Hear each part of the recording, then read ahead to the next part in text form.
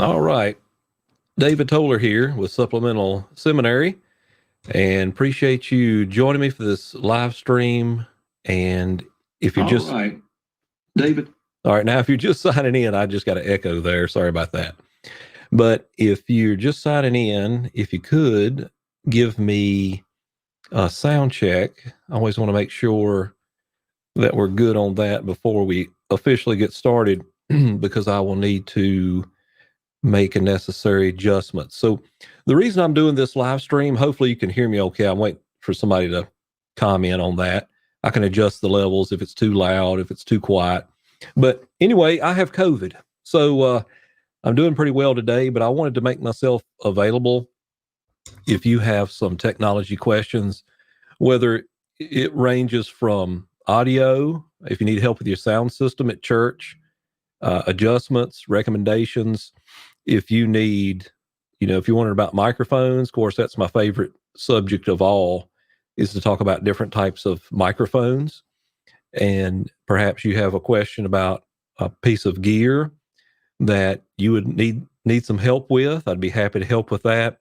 And so if you're looking to podcast, you want to know some options. I've done a little bit of all this stuff: audio, video, sound systems, speakers, you name it, video processors, switchers that I'm using right now, excuse me. Or just you're having some issues with your live stream. Maybe it's lagging. Maybe you're looking for a service like earlier I was looking into, which I'm using StreamYard now. I really like StreamYard. I wish they'd do a little bit more with the audio, that you had a little more control over the parameters of the audio so you could tell exactly where you're coming from as far as meters are concerned. But other than that, it's very user friendly. I noticed today they've added a lot of new banners and branding and so forth. If I go down here and I display my name, see they got that little block and that bubble that you can change, which I really like that. It used to be I used this one, and you got that little minimal one, and they've added this little bubble or block. So there's some things like that that I would like to perhaps help you with, and I'm going to turn that off. So you let me know if there is a particular area of technology that you need help with. Perhaps you have a business or in your church. The Lord's blessed me with the equipment and the ability and the know-how when it comes to cameras. I'll in real time build you a live stream, and we could go over the equipment that you would need for that if you're interested. So you'll be kind of guiding this. I'm just available, and I'm going to check a few things real quick. You let me know if you hear in the comments, and we'll go from there. All right. So just to kind of get maybe a conversation started while you're thinking of some questions, I'm going to show how am I live streaming right now? And maybe that'll kind of generate some questions that you may have. First, there's two separate signals coming in that make this possible. Excuse me. One is my favorite, my audio signal chain. How am I getting audio into the live stream? Well, I'm using one of my favorite condenser microphones, which is the TechZone Audio Stellar X2 Vintage large diaphragm condenser microphone. And I've done that all off the top of my head. Okay. So it's just a little small microphone, but it is a large diaphragm condenser microphone, and it picks up all the background noise. I forgot to turn my heater off back there, but that's okay. XLR on the boom arm all the way down. I'm running in a DBX 286S, which helps with compression, de-esser. I can add more bass to my voice, the low end right here, so you can probably hear a little more bass in my voice by doing that. I don't use a whole lot of that because I got bass in my voice anyway. I do add some though. And then on the top end, I can add that crispiness, that kind of articulation that you're hearing, probably subtle. Let me really exaggerate that so you can hear it. So it's running through here. Also have a noise removal and the output. That is going into a switcher, which is the ATEM Mini. And this gives me the ability to show my screen like this and to add myself on the screen in each corner which is called picture-in-picture. All right, so I have that ability. If I had other cameras, which I need to do a smoother transition, such as that, looks a little better. So I have those transitions that I could choose from and the duration, or I could do this and switch back. So there's just a numerous unnecessary, a lot of times, ways of doing this. There's software versions, there are hardware versions, and it just depends on your budget and so forth. All right, let me see if I can get that off of there for now. Let's see, it says a mix. Let's see what that does. Okay. And so then I put myself back on the screen, which is very helpful in doing tutorials. So if there is a question you do have, I can show you my screen and we could do it from there, transition back. So you get the idea. Audio signal chain, going to the ATEM Mini, boy, I got really off. And just going through the audio. Let me show you my screen because there is something I want you to see that is, I'm running, all right, here's my screen, which is weird because you're seeing me like two places. So let me cover the whole canvas here. I'm running through OBS, Open Broadcaster Software, which it'd be great for a lot of churches and those who do live streams to learn OBS because it's free and it does have some limitations. There's a learning curve on it. So I'm running my audio and I'm using the feature that is called virtual camera. And then I'm running that into StreamYard. So there's a lot going on there. So that's the audio part, sort of. There is one other aspect of it that I'm going to bring over so you can see it as well, which would be, let's see, I got to get rid of some things here. Minimize that and move this over here. This is the other part of, let's see, make sure you can see that. Okay. And I want to make sure that, oh, I see what's wrong. There we go. Yeah, there's so many different. So this is a good little setup here. You can see also the audio is running through the ATEM Mini software. This is a switcher, a little box that allows you to switch between 4 camera angles. This particular ATEM Mini costs around $295. The Pro costs more, $500 plus. But if you're looking to live stream and add in 4 HDMI inputs, video inputs with a switcher, you have that ability, as well as bringing in audio from your mixer board as a line input, okay, which would be 1/4 inch or XLR to 1/8 inch. All right. So that is the audio side. The video side that I'm running right now this is my main camera, which is it's a mirrorless camera. It's a Panasonic Lumix G7, very popular among YouTubers and those who do video. I'm getting used to it. I don't really like the autofocus feature because it's aggravating me. I'm trying to figure that part out. I got the other parameters set about where I want them, but that one aspect is really getting on my nerves. But I'm trying and learning. All right, so we got a couple questions that come in. Well, the video, like I said, the video again, Lumix G7 coming into the ATEM Mini, acting as a video capture card, and then that is outputting HDMI to my computer USB, I believe it is. So all those things coming together. So when you do a live stream, you got to bring your audio in, and then you got to bring your video in.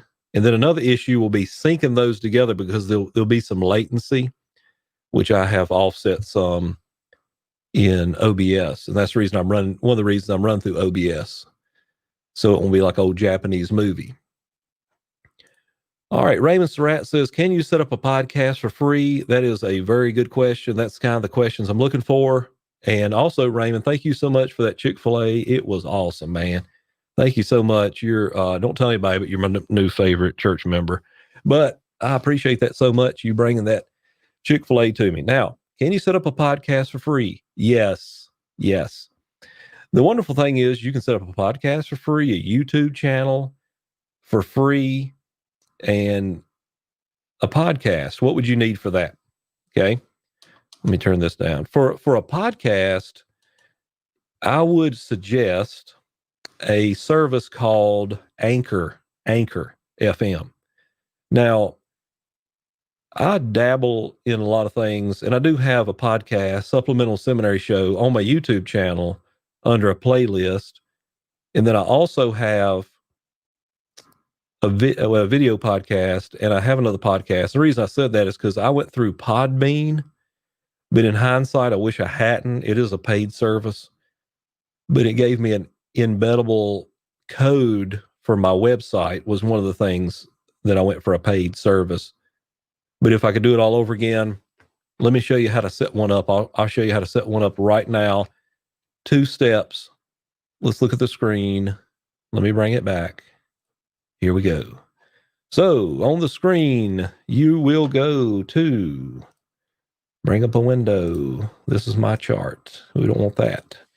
We want to go to anchor.fm. Actually, let's do it this way. I think it is. We will do it from the ATM. So let me go back to this, put myself on the screen in the corner like that. And we want to switch which screen we're on. Okay. So let me go back to share screen and pick the one that has Anchor on it. All right. So, all right, right here, Anchor. Whoops, let's go back. I'll get it straight in a minute here. Let's just do it this way. All right. Here we have, well, I'm running through so many things, I'm confusing my own self. All right. I want to show the second screen, which is this one. Okay. All right, let's just do it that way. And then I'll go back to here. All right. So you want to go to Anchor FM and set up a free account. I have one with our church. Let's see, that's not the one I want. But it's a good example. I'm going to log into Jerry Whitlow, a good friend of mine's. I want to set up one for him.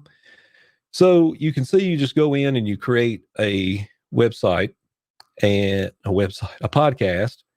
The main thing is your channel art. You'll need to go into a service. I recommend Canva, Canva. I can show you some of that later as far as being able to do the graphics, because you're going to have the graphics to submit it to iTunes or I shouldn't say iTunes anymore. I should say Apple Podcast. So step number 1, go to Anchor FM and create an account. That's number 1. And you create the podcast. You do the channel art, go through if you need any help with that later, I'll be happy to help you as you make your steps through. It's pretty straightforward. Then you want to go over to Apple. Is it Apple Podcast? It's Apple Connect. It's like a weird, here it is. You want to go to podcast.apple.com. And here's where you're going to, I believe, sign up, or you have to submit your podcast. Well, that's not the right one. That's the hardest part, is being able to connect. All right, maybe this one's it. iTunes Connect. Okay, yeah, this is it. You want to go to iTunes Connect, and that's how you're going to submit your podcast to Apple. Okay, because you want to be on Apple if you're doing anything. You're going to log into your account. If you don't have one, you can do that. Let me verify this and log in. I'll show you mine. Whoops, I hit the right button on my... You love these things. All right. Sure, we trust it. All right, now you can see we go to Podcast Connect. and it should bring up my podcast. No, here it is, my podcast. And you will see the two I've submitted, one for my church and one for, that is the Supplemental Seminary Show. All right. You'll need to submit them. It'll take about, well, I don't know in this day and age with COVID, but it took 2 or 3, 4 days to get approved to be an Apple podcast. So that's your steps. So the question back, can I set up a podcast for free? The answer is yes. And we do that through Anchor. I recommend Anchor FM. And with Anchor, you create a free account, set it up. If you need help later, we could talk about, I could show you that real quick too. If I bring over Canva. All right, you see I'm in Canva right now is how I created the graphic art for my church and my channel. It's also a free resource. And how I do my YouTube thumbnails. So you'll need to go down. I'm going to try to find one I've done recently. Okay, this one. You need to be sure, go up here to resize. And it's 2000 by 2000. All right, yes, Canva is free. It is free. So you want to go in and create channel art, which, it'll suggest some things. You don't have to be, like I designed this on my own, but it can recommend. We can talk about that here in a minute, about the design part. So let me go back to on my second screen and do that and put myself on the screen, move StreamYard over here, and now I can bring Canva on this side. How about that? Okay. Because that goes to my next question by Blood Honey. Thanks for joining me. And it says, how are you showing the comments on the screen? Is that OBS? Actually, I'm using StreamYard to do that. So right now, and then it goes along with your next question. It says, it's StreamYard. Why are you running StreamYard and OBS at the same time? Well, they added this new feature that is called virtual camera. And is it necessary? Can a person live stream through StreamYard without going through OBS? The answer is yes. There are a couple advantages to streaming through OBS, because what you can do is it will allow you to do a couple things. I'm going to tell you why. Let me tell you why I do it. There's a bunch of reasons why. Let me just put it on the screen and show you. All right, you see this little echo effect, just ignore that. And let me grab something here to use to better show you what's going on. I gotta see there it is. I was waiting for it to see what screen it was going to pop up on. All right, so let me grab this square, and you'll see right in this section right here is one of the main reasons that I use OBS to use right here, the virtual camera. Okay. And I want to use the virtual camera. Let me get a pointer right here. I want to use virtual camera. I don't want to stream directly from OBS, although you can do that too. Don't get me wrong. But by using it as a virtual camera, it allows me to do a couple things. It allows me to control the audio a little better. Remember, I said one of the downsides of StreamYard, in my opinion, which every time they ask me if I have a recommendation, my recommendation is that they do something about this audio. They give us more parameters and more control over it. They're trying, but I want meters. I want to see decibels. Okay, I'm an audio guy. So you can see right now I'm hitting between -15 and -10 dB.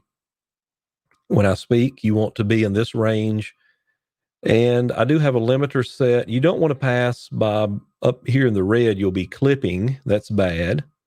So you want to hit between here, -15, -10 decibels is where you want to be. Then plus another advantage on the audio side would be going to advanced audio properties. And I'm allowed to put in an offset. And this offset helps me with syncing my camera with the audio from audio gets into the computer faster than video. So what you're going to have is what we call latency, where basically what I say will not line up with a picture. It'd be like an old Japanese movie. So you need to put an offset, which there is a way to do that as well. And I just like it. And then see, when you go in here to these, not advanced audio properties, but when you go to filters, it allows me to add a couple of effects. Okay. Now, some of them, like I'm going to turn this one off right now. I do have a limiter, which is allowing me to make sure I do not go any further than when it comes down here to -6 decibels. Okay, I don't want to clip. I don't want to be in the red. So there's the advantage. The other one is where you can add in, like for our church. Let me get this off the screen and let me erase all that. That allows us to minimize this. All right. So what that allows me to do, back to the main camera, what that allows me to do is put in like a slideshow. And so when I play that slideshow, like these slides my daughter creates on Sundays, which, for example, while I'm talking about, let me just show you and not just say it. Okay. I'll go in here and show you what I'm talking about. Is we want to get to the point where we're showing these slides, which she designed them right here. Okay, these slides. And so what they allow us to do is download them as, well, there's several ways. You can download this kind of as a movie. But we like this little animation and stuff like that. We can add it to OBS. And what that does is you create a slideshow, and you can control the parameters of how long between each slide as it's going. And it gives you one of the, if you're looking at your church to start a slideshow and want to do it for free, then you got Canva. If you, let's see, I do have an affiliate link to Canva. I mean, you get it for free. If I can see, if I can get the link. Okay. I actually have to go to my regular account, but you want to, refer friends, copy, and I don't think my affiliate link, I don't even know how to get to that, which I am an affiliate for Canva, but you can go to it and get set up on it. All right. And get started out with designing, like from, this little thing I designed real quickly. What I like about it is you can save them and then go back to all your designs and say, these are all the designs I've used, I guess you should say, since March. Okay. And you can go back and use those and change the wording on them and make thumbnails and so forth. You can make posters, you name it. So that's one of the reasons I'm doing all the above.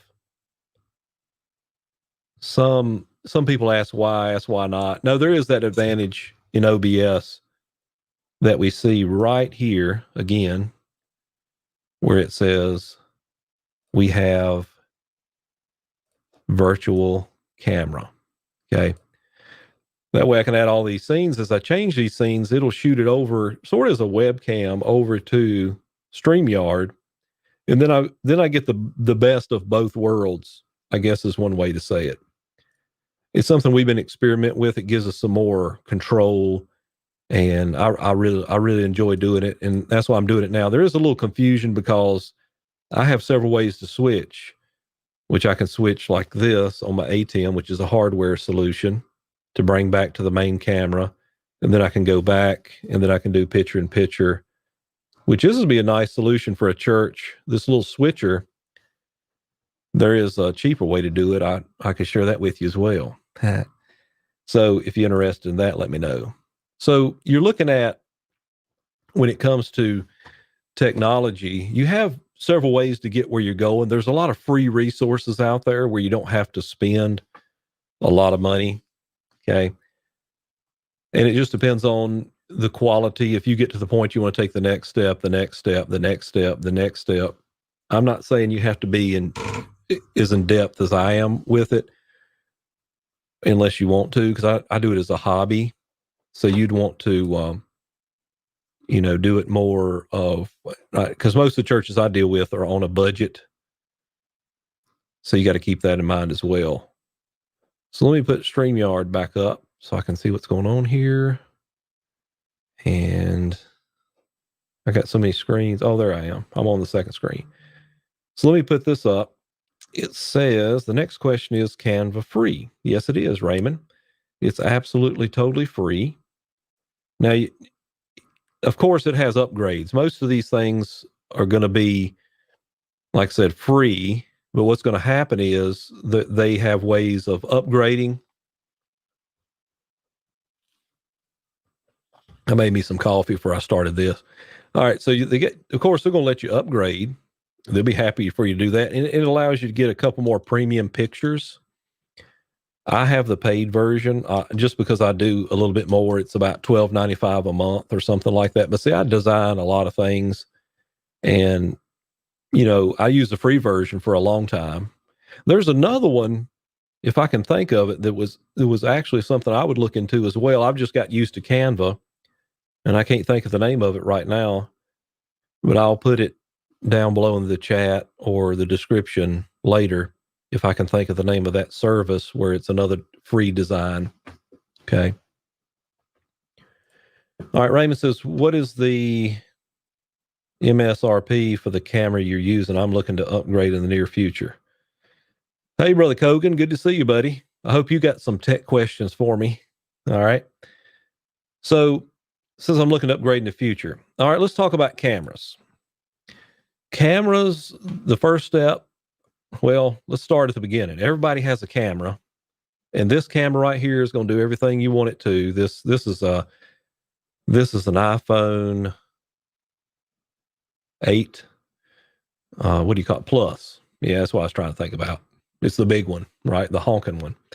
So you got this. If you do record from your phone, there's absolutely nothing wrong with that. In fact, always use the rear camera. And I can show you sometime in the phone. If you have an iPhone, if you have another, I'm sure it's the same, but you can change these back cameras to shoot in 4K in your settings. All right. So you can actually shoot 1080p, 30 frames a second, or 4K video with your phone. So that'd be the first stop. Your next step would be a camcorder, which I have one right over here. Hang on just a second.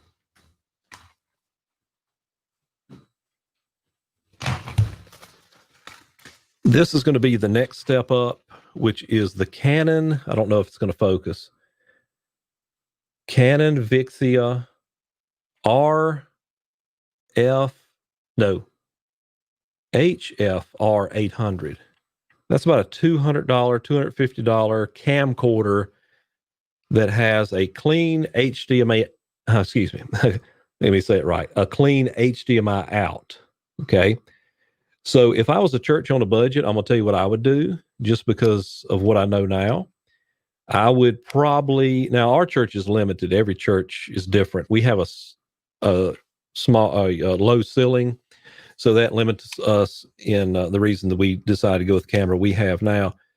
But these are about $250. You could get 2 or 3 of these, set them in separate places in the sanctuary, get you one of these ATEM mini switchers, and you could connect all of them to this switcher, hardware switcher, or you could do it through OBS. See, there's options. It's a software and a hardware solution. But the reason I would recommend the ATEM Mini is because it acts as a video capture card. See, if you get this, you're going to need a video capture card. But the ATEM Mini acts as a video capture card. You have 4 HDMI inputs, so you get 2 or 3 of, say 2, 3 of these. You got different camera angles that you can switch and navigate to. And that says a lot now in the days in which we live. It's not so much about live streaming anymore as much as it is about the quality of your live stream. So at first it was like if you just, stick a camera in a corner somewhere and turn it on and, pretend like it's not there and just going about your business. But see, now the challenge is going to be everybody's live streaming. So it's going to be quality. That's the future. Quality. Now, the camera I'm using is not one I would recommend. I'm using the Panasonic Lumix G7, very popular camera, but it's got one major downfall that really gets on my nerves. It's the autofocus, and I'm dealing with that right now with autofocus. As you can see, the microphone is pretty much in focus. My face, not so much. Of course, in the back, I'm using what they call aperture. This is a mirrorless camera, and it gives you that depth of field. So I blurred the background on purpose. That's real popular on YouTube and stuff like that. So I blurred the background. That's through the aperture, but I'm still battling with the focus. Now, what I would do, unless I was really into photography, I'm gonna tell you today. I was just thinking, my wife has a Canon SL2. Now, don't go out and get that one because you can get newer ones. And I would look to get a refurbished camera. I would, if I wasn't looking to get in this ISO aperture and you're really not wanting to dive real deep, I would get a DSLR camera and I would get a Canon. That's just my own personal preference. Like my wife has that SL2, and if I was using that right now, I could turn on the autofocus on the lens and it would focus on things getting closer. Let's see how this one's doing with focus. See, those are things you're going to have to deal with. See, that's not focusing. And I've got it where it's supposed to focus on what is ever in the center. So see, that can be a little frustrating. All right. So, but I would get a refurbished camera, and I would you go to Canon, go to Canon's website. In fact, let's go to Canon's website. Because now I can show my screen. Let's go to Canon's website and let's look at getting some refurbished cameras. All right. Let's see. We want refurbished. Refurbished. I don't know on here where you can find them. Products. I want cameras. I want these. Let's see. You don't want the cinema. All right. DSLR mirrorless cameras. We want. See, how do you get to this? Price. Yeah, there's a $6,500 camera. Now here, see these T7s. I'm gonna tell you the one you want, and one I may trade mine out for is an M50. This one right here, but you want the refurbished one. See, this one's like $700, but we want the refurbished one. Somebody sent it back, and hopefully we can get away with the kit lens. See, that's another issue you're going to run into is it, the lens you have on there, is it going to reach the front of the sanctuary? Okay. So I would, to answer your question, Raymond, if I wasn't going to get really into cameras and so forth, I would stick with Canon. I would look for I'll look later and find this refurbished section of the website. You may navigate it and find it and look for an M50, or you could get, like my wife has that SL2. I mean, it's on back there. If you get one of those SL, versions, I guess you say. And I would check to see about the video capture card. I'd go to the website Elgato and check to see what camera would accept through that capture card, because you want to make sure it has clean HDMI out. So stick with Canon, I would say, unless you want to buy this one and I'll buy a Canon. No, I'm kidding. Or am I? No. Or if you want to go in and get, but I'd get a refurbished one. because you're going to get it much cheaper. And most of the time, what they've done, they've sent them back and they open the box, and you can save tons of money. And for what you're going to use it for. Another option would be a nice webcam. I can switch right now to a webcam, and which is the Logitech Brio, and let you look at that. I may lose. Let me do it in OBS. I better not do it in StreamYard here. Let me go to OBS, and I'm going to switch to the Logitech. And this is the Logitech. Oh, I was going to say C920, which is a good version. This one is the Logitech Brio. Okay, so you can see my setup there.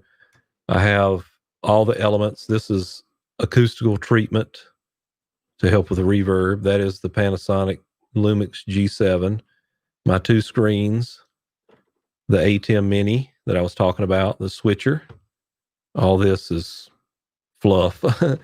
And then over there is, my lights and then my microphone. Okay.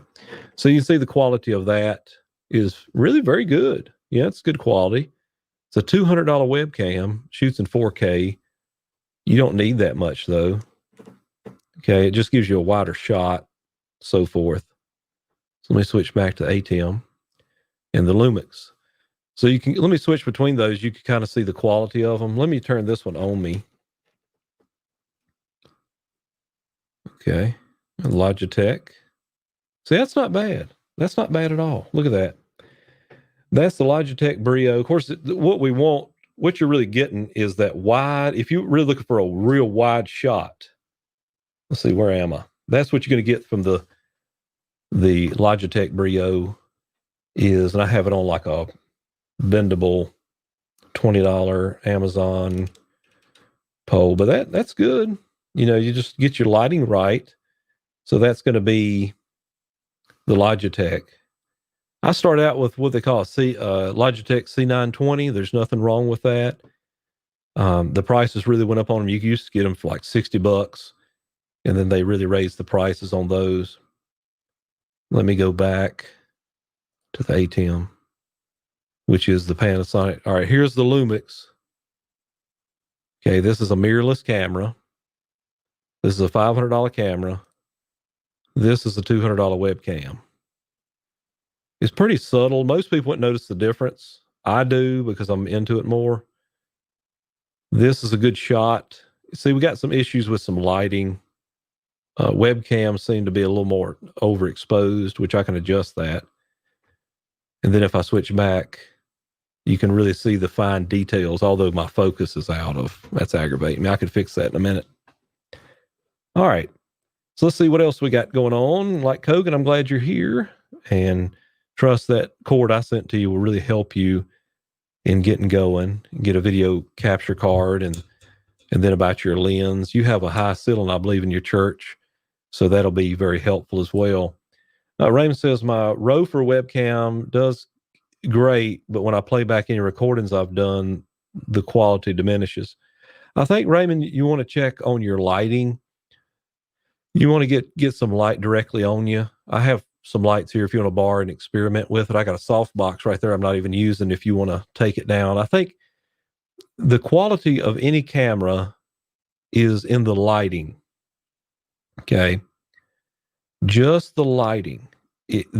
What makes the webcam look good, what makes even the Panasonic or any camera, all right, there's a rule. Any camera needs to have the proper lighting. And especially if you want to achieve a shot like I have here, you're going to have to learn about lighting. That's something new. I'm doing a little something now. You don't really realize it, but you can see on this side of my face is my fill light, or excuse me, my key light, they call it. And over here is a fill light, which I'm missing two lights. I need one behind me to separate me from the background, which would be the backlight. Okay, that is if you are really getting into some stuff. All right, but I would say, Raymond, off the top of my head, if you get, get some lighting on you and go from there. I think that would tremendously help. Tremendously help. Just borrow one of these soft boxes and do a recording, and let me know if you're interested, because I may let that light go. But you could get some other lightings as well. You could get, some old shop lights, or set in front of a window, natural light coming in the window. Of course, as it gets dark, you don't have that anymore. So that's an option as well, is getting lighting, because in order to do a live stream, you need 6 things. All right, 6 things for a successful live stream. You need a reliable wired internet connection. All right. Right now, I have a wire. Now, our box is right over here. You saw them wires hanging out. But I have run a wire from that end of the room, which is pretty far, and I've run it. Actually, it took 100 feet to get all the way up here. A direct line to my computer, because if you don't have the internet, you can't live stream. Now, we could talk about some ways. If you don't have internet in your area, what I would suggest, and in fact, you get off real cheap, okay? A whole lot cheaper than anybody else would. If you're just looking to get on the internet, get on social media, YouTube. Now, you won't be live. It won't be happening in real time, okay? But you will have a online presence, and that is through doing premieres. But back to the 6 successful things you need for 6 elements you need for a successful live stream. Reliable internet connection. You can't have one of these slow internet connections. We have business class internet here at the church, business internet. You need, and I don't know the numbers, but you need the faster the better. The second thing is you need a video source, okay? That can be if somebody was really, really budget. I mean, they were really just anxious to get the word out. You could use a webcam. Now, would it be the best quality? No, but you could to live stream. You wouldn't need a video capture card. Of course, distance could be an issue, but that could be resolved. So you could use a webcam, camcorder, iPhone. You could use a GoPro if you had one. I wouldn't recommend going out and buy one, because you're going to have some heating issues. And I mean, we have one. We've test drove one. Not the best for live streaming. Now, recording, if you have one you just want to record and do a premiere later, great. Then you're looking at DSL mirrorless cameras. The next thing would be you get into what we call PTZ cameras, which we have at the church, which is point, tilt, zoom. Because if you use a DSLR mirrorless camera in your sanctuary and there's a distance there, guess what? When it comes to cameras, if you think camera bodies are expensive, go look at camera lenses. I'm talking about the lenses that go into these cameras, and you're really going to be spending some money there. All right. So be sure to get your lighting. Hey, Tim, glad to have you. All right. So you need internet connection. You need video. Then you need audio. Audio is one of the most important. Okay. Audio is 50% of video. I've got there's a lot of money that's went in and even though I'm stopped up with COVID right now, there's a lot of money that has went into me sounding the way I do right now. Now, I may sound terrible because I'm processing my audio in real time. Okay. I'm using good quality equipment, but it's not to say that you need all this. It's unnecessary unless you're doing it like me and it's a hobby. Okay. But you have all these options, audio. If you're running it through you need to run it through your sound system, in your church. You don't need to be distant, echoey. You need to get that plugged in. If you have questions about that, I'd be glad to help you. You have, your audio. What else is needed? You need a reliable internet connection, video. You need audio. You need a computer. Okay. There are some options. There's another fellow I watch on YouTube, and he recommends a gaming computer that's probably about, I think it's refurbished, but it's like $200 or $300 that I think would be a good option to live stream. I would say you need at least an i5 processor higher on the PC side, at least 8 gigs of RAM. And the computer I'm using now is an HP. It's got a i5 processor and it has 8 gigs of RAM. And then it has a graphics card as well. Okay. So computer, what else? You need software. Software. How are you going to include all this stuff? You've got to have a software. You can use OBS, a free version. You can use vMix. I've used vMix. It's a paid version, like a one-time paid thing. To me, I didn't like it. It just didn't speak to me. Nothing wrong with it. It's a great program. It just didn't click with me. You can use StreamYard. You can use OBS.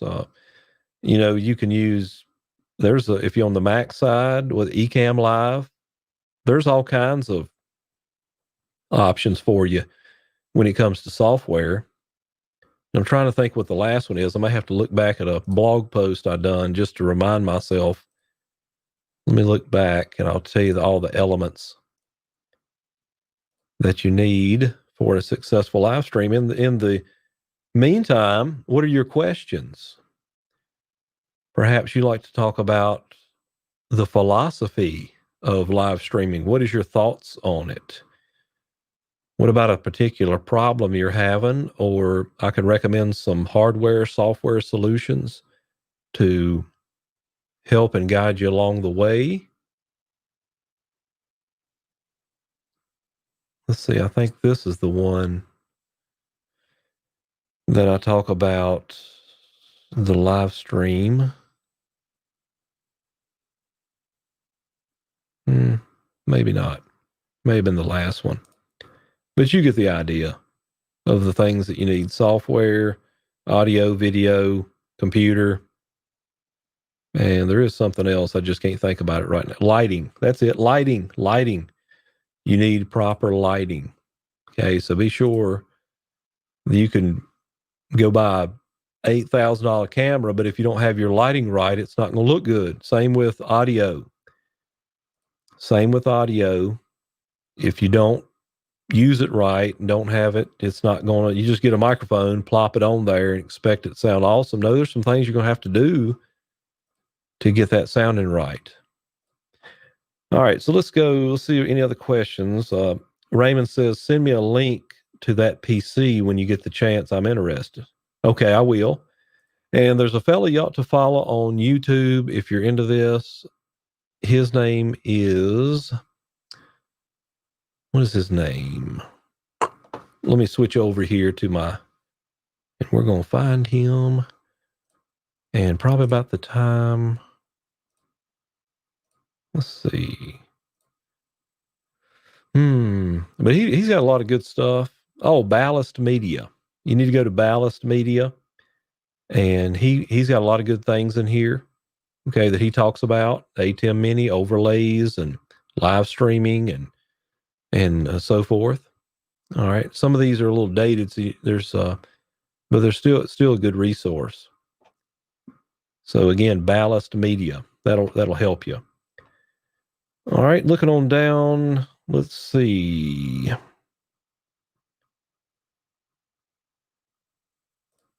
All right, the question from Blood Honey is, what is the most creative use of live streaming you've noticed in churches this year? Oh, that's an interesting question. The most creative use of live streams. And I suppose that you're kind of referring to maybe some like budget kind of MacGyver stuff. I did see a church that had a tripod. Of course, we're so funny. People are so funny. We'll buy $1,000 iPhone, but we won't spend $20 more to get a microphone for it. We're just like that.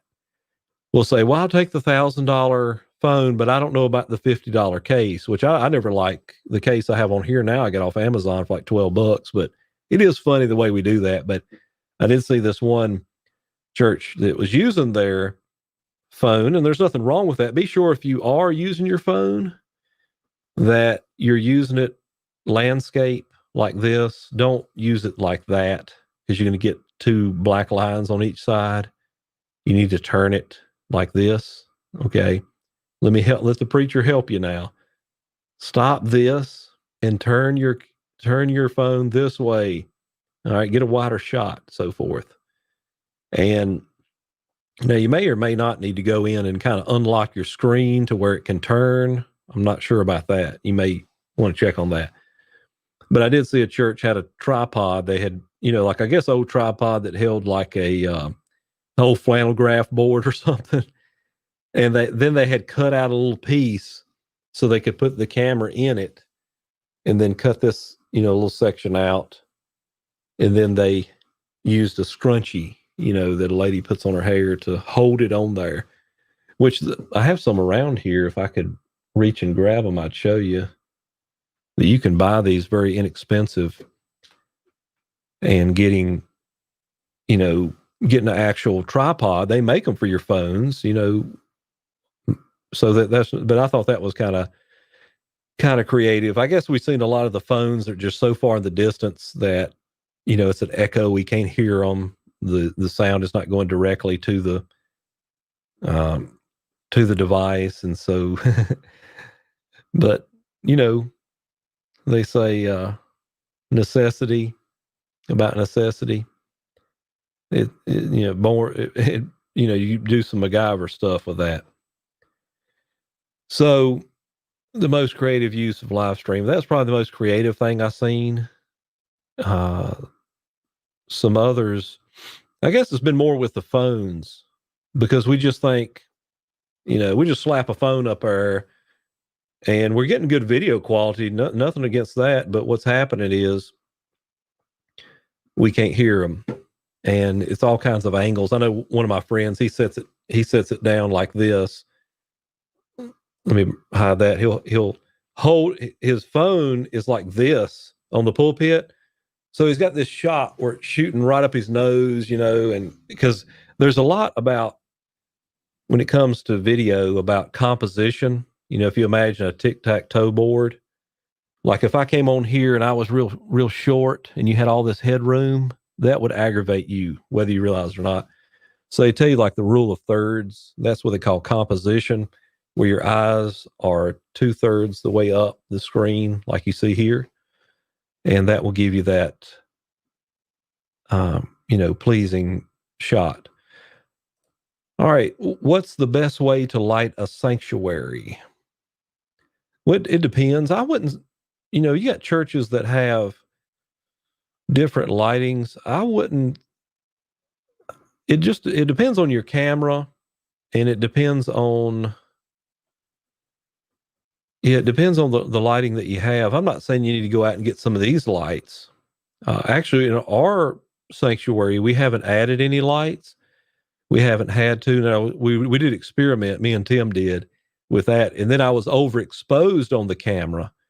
So what we done in our PTZ camera is we were just able to go in and up the exposure a couple notches.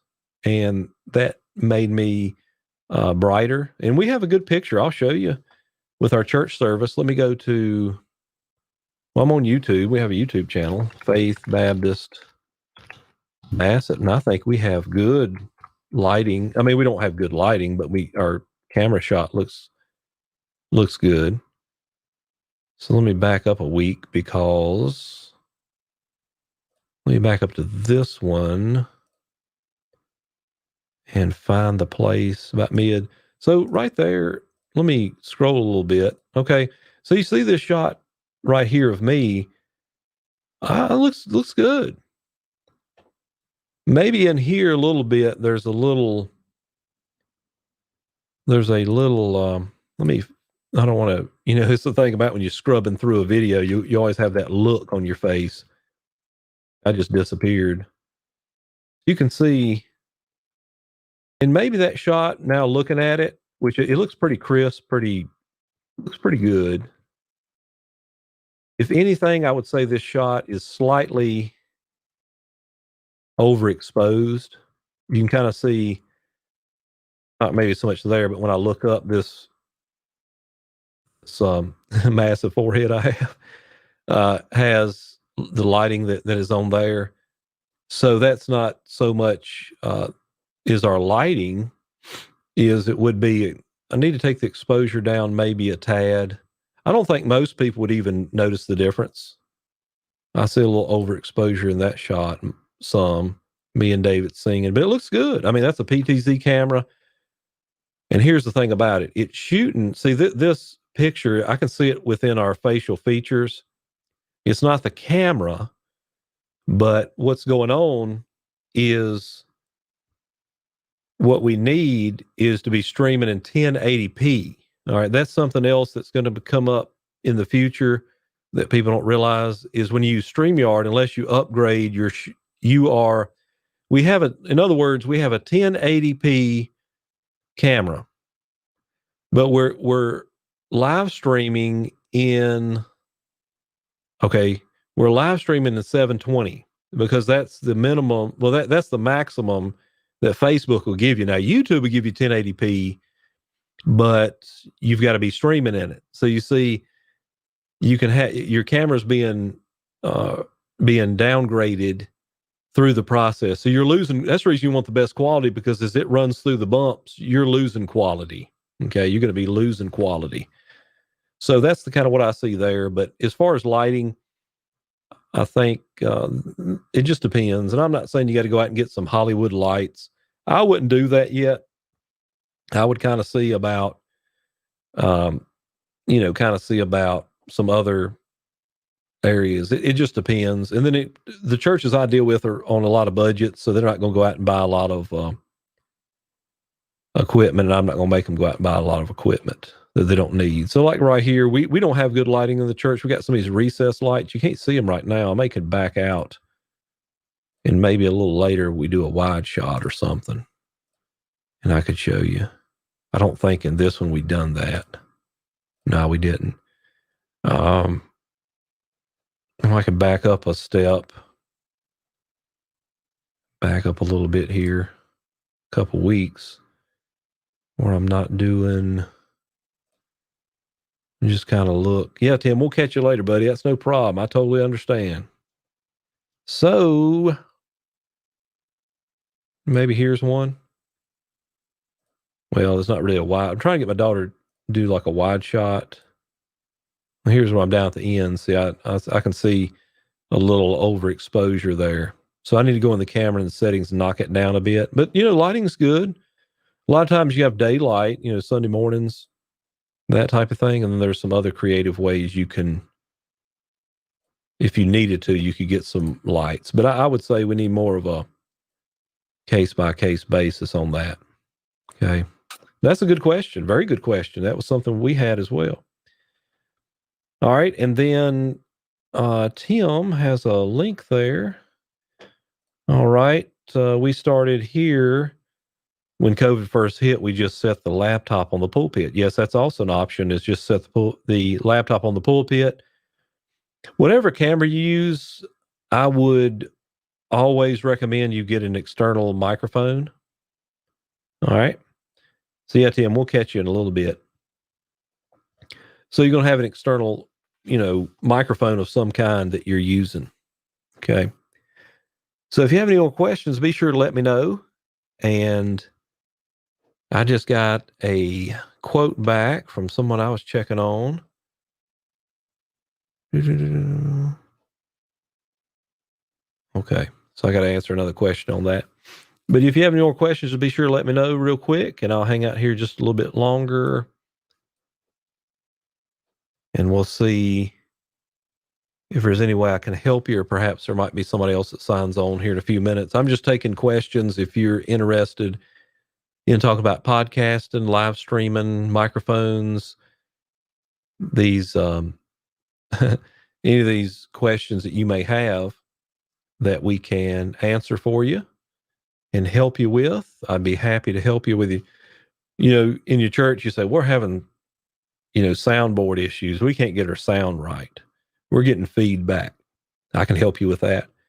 If you are to the point that you're looking to live stream, or maybe you don't have a good internet connection, we can talk about some options there. And it's probably something I'm going to experiment with Sunday, which is doing a premiere, which is actually your live streaming, but you're doing something that's pre-recorded and you're adding that to your streaming service, and that it will play as a video and people are commenting as it's premiering. And I think that's something that a lot of churches ought to look into. If you're not wanting or don't have the budget, or for whatever reason not looking to get into live streaming, don't let that stop you from from getting out there on the internet. What I would do if I was just poor, I mean, I didn't have anything. If I could scrounge around and get an old GoPro or my phone, get a $20 microphone or something, a lavalier, and I would do a pre-recording in a good spot using these old-fashioned techniques like, composition and lighting and so forth. And I would record my sermon or lesson, whatever it may be, and I would take it and post. Perhaps if I could afford a service or find a free one, and edit it, and then export it, and then use it and upload it to YouTube as a premiere, or as a streaming service as a premiere is what I would do personally. Yeah. Any recommendations for a budget condenser mic? Been looking at Newer or Fi-Fi. I guess that's the way they say it. Yeah, I've looked into Newer and the Fi-Fi, and I think it's the way you say it. I know exactly what you're talking about. It depends whether you want a USB condenser microphone or you want a XLR condenser microphone. There was at one time the company, I guess you say it, Fi-Fi, or reached out to me to do a review on one of their microphones, but for whatever reason, I didn't hear back from them. I would probably go with I guess you call it Fi-Fine or F-Fine or however you say it. I would go with that over the Newer. There is another option, which is if you want to be on the safe side. A lot of times it's kind of a shot in the dark, but let me know if you're looking for USB or XLR, and that'll help me a whole lot too. But in the meantime, I'm going to look here for, let's say I go to Amazon, and then I want to look up some this there was one I was looking at one time. Let me show my screen again. I'll show you what I'm looking at. I think it was this one. Was this studio condenser USB? Okay, it's a USB microphone. I do like seemed like there was another one too at one time I was looking at. Okay, here's a little $35 one. Here is, I think, well, this is a good deal too. Amazon's Choice. I think there was one of these microphones. I'm trying to think which one they reached out to me on. Let's look at this one. Okay, yeah, this is for the price, $38. Okay, it does have a headphone jack. That's good. Oh, okay, yeah, USB. All right, I thought that's what you meant. Very good. Yeah, I would say headphone. Yeah, this one. There's nothing wrong with that. Now, as far as the quality, I believe you're going to be fine on those. I've heard good reviews about them. And the other one, if you're looking to get a boom arm and all that stuff, this one, okay, this one's like $62. Not bad. Okay, because it comes with the shock mount and the foam cover and the little bracket, and it comes with a little tabletop thing. This looks like a pretty good deal that I would snag and try out right here.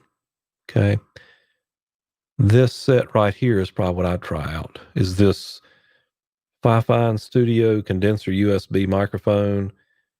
There is one that I would feel real comfortable recommending and that would be a Rode condenser microphone. I'm not talking about, well, of course, that's $169. It's probably out of your budget, but there is another one. It's a mini, I think. Let's see. I think they call it a mini, maybe. Oh, here it is. Wow, it's $100. I didn't realize it was $100. Now, this would be the one that I would recommend if I was looking to get a USB microphone. But like I said, it does depend too on the budget, your budget. So here, okay, it does have a place for your headphones. That's good. It's got the little connector. But see, then again, you notice on this setup that it's on a boom arm. Actually, it's the boom arm I'm using right now, which is PSA Rode PSA 1, I think it is. So, see, you're getting into more expense there because it's not going to do much good sitting on the tabletop like that.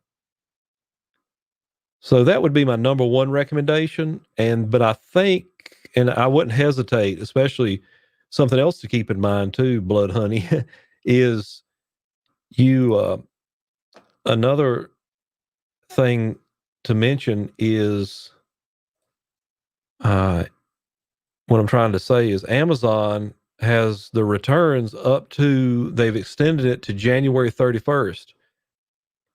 So there'd be a good time to order. That way, if you don't like what you have, I'm sending some stuff back tomorrow. Like if you pick this one or the other one I recommended, you can, let's say you might can go back, you could send that back. So it depends, this one and then the one, I like that because it already comes the boom arm. Or you could go with this one, which is $35. And then you can get a boom arm for like $12 or something like that. Okay, so like this one, there's nothing wrong with that. That was the one I think they reached out to me on. Is this one? Hopefully, it's the same one as the other. So maybe you might configure it up. You may say if you got this one, and probably down here where it recommends.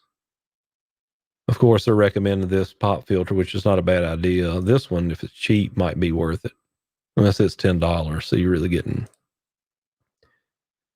But if you get one of these boom arms, Amazon boom arm, so say that's $35, and then you go to Amazon, the boom arm, spell boom arm. There we go. Let's see. We don't want that one. That's too expensive. Don't get that one. Oh, that's too expensive. Here's what we want. We want this one, $13.50. So if you,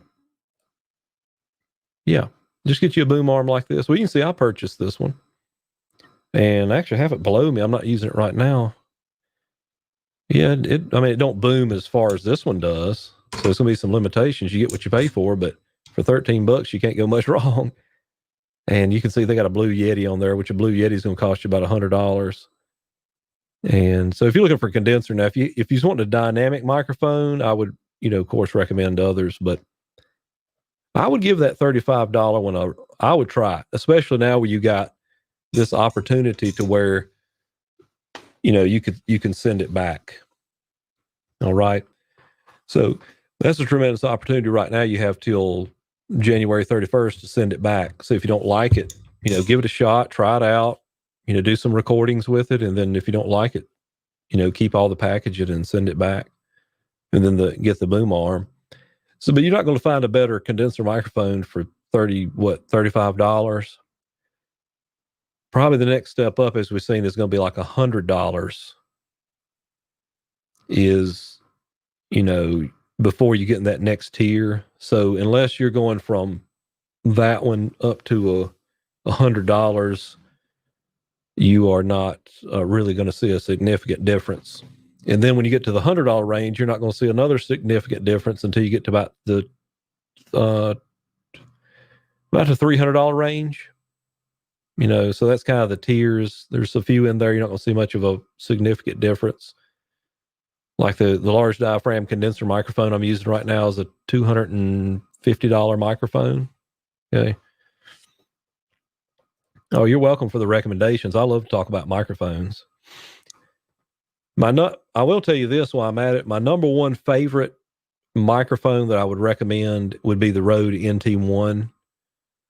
I have one of those too, a large diaphragm condenser microphone. This one is similar, but for the price, $260 price point, the safer choice is going to be the NT1. Very high quality. The frequency range is very flat. This one's accentuated on the top end, a little crispy on the top end. So that would be, and then plus you're getting a Rycote shock arm, and not shock arm, shock mount, and you're getting the pop filter. So, that would be the next step up that I'd go with. I like Rode products. I've got a lot of them. They're very reliable, rugged microphones, so forth. Okay. The next question is what's next for live streaming ministry after COVID if we ever get there? Okay, good question. The next for live stream, well, I think it might be like, honestly, about kind of balancing back out. Before, from our neck of the woods, I pushed our church to go live stream in the last months of, 2019, actually. So we started live streaming, it was the year before last. We made a goal. And so we started live streaming and doing pretty well with it, maintaining a good audience and all. And we had a few. So now if we have church service, we'll have probably 40, 50 people that are in the sanctuary, what we call in-person service now. And then online, we'll have about 25, 30, sometimes 35, around there. So you kind of see it out of balance, so to speak. But as COVID, I believe the live stream is going to be with us for quite a while, going in here to 2021 until the vaccine is distributed. And even after that, we have to see how that's going to go. So I'd say, and then I believe on the other side of it will be the main, or my philosophy of live streaming will be, it will be not so much about who's live streaming, it'll be at what quality are people live streaming. And what I mean by that is, are we just setting the camera up and turning it on and walking away and it's there, but we don't acknowledge it? No, we need to be to the point that we are nurturing people. We're using it as a ministry. My oldest daughter, it created a job for her in the church where she can sit there and monitor the comments. And people can say, can you tell the pastor, pray for this, that, and the other? And I'll be sure to let him know, pray for us, check in with us. When I open up on Sunday morning or Wednesday night, there's only services we're having right now when we're able to have them. And that I'll look at the people that are in the congregation, say, thank you for being here. God bless you.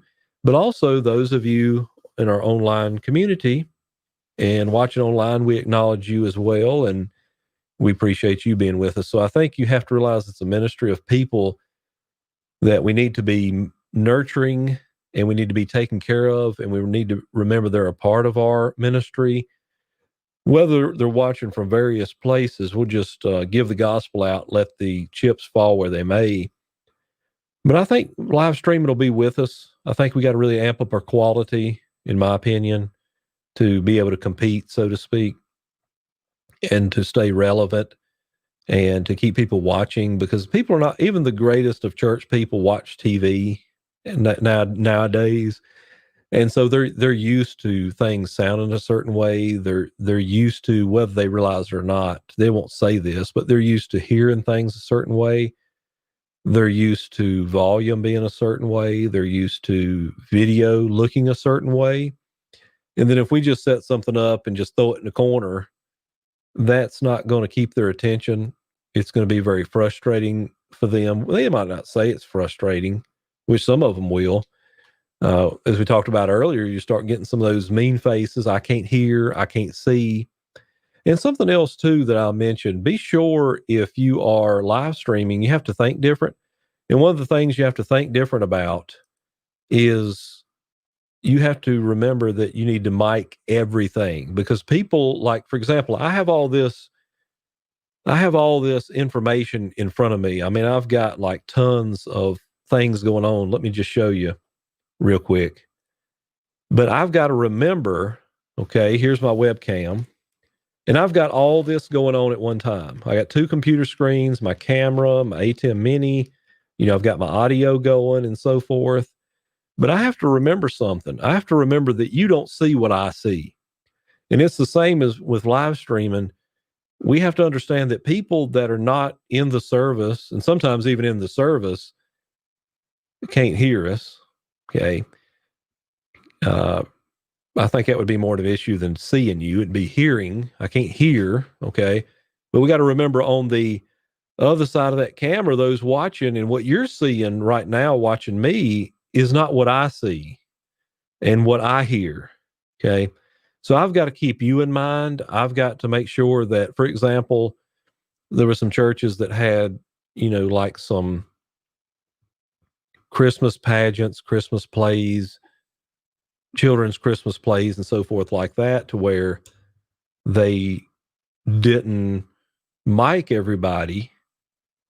And so what happens is, what happens as a result is people are saying, I can't hear, because the people in the sanctuary can just hear what's coming out of their mouth. But on the live stream, the camera's so far away, they're not able to see any of that. Oh, it says your church had a dedication the other week. Instead of parading the baby around the sanctuary like we usually would, the baby was introduced to the family with a close-up. Very good. I like that. So that's ways that we're thinking about, innovative ways to do things. So I like that. So the dedication, and instead of parading the baby around the sanctuary like we would usually, the baby's introduced to the church family with a close-up. So very good. Yeah, very good. It was very cute. Okay. Wonderful. Great. So those are some things to think about when it comes to live streaming, to be able to realize that not everybody sees and hears what you hear. And we have to just start thinking differently, that we want people to be able to see what we're doing and to know what we're doing and so forth, and have them in mind. Have them in mind.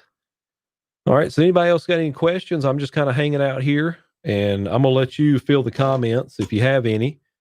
If you like to ask me what my setup is, or how I go about a certain way, or recommendations, I'll be glad to help you with in any way possible. And it gives me an opportunity to take a little break and drink some coffee. How about that?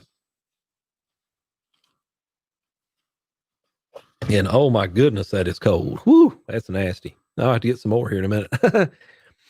All righty. Very good.